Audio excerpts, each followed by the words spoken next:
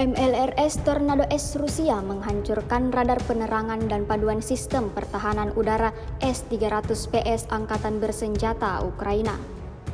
Rekamannya ramai beredar di media sosial Telegram pada Jumat 23 Februari 2024. Dalam rekaman epik tersebut memperlihatkan detik-detik pengendalian objektif dengan kekalahan titik kendali tempur 5N63S dan radar penerangan 30N6 dari kompleks S-300 PS Ukraina yang muncul pada 22 Februari. Awalnya, peluru kendali 300 mm dengan hulu ledak fragmentasi berdaya ledak tinggi tiba di fasilitas pertahanan udara.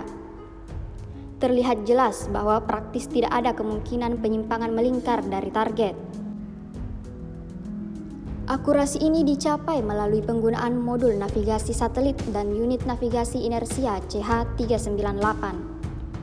Patut dicatat bahwa hingga saat ini Angkatan Bersenjata Rusia menahan diri untuk tidak menggunakan munisi tandan. Namun, baru-baru ini mereka telah digunakan untuk melancarkan serangan rudal gabungan. Hasilnya seperti yang terlihat dalam rekaman berikut. Ledakan dahsyat secara bersamaan berlangsung di beberapa titik. Insiden ini diyakini merugikan Angkatan Bersenjata Ukraina.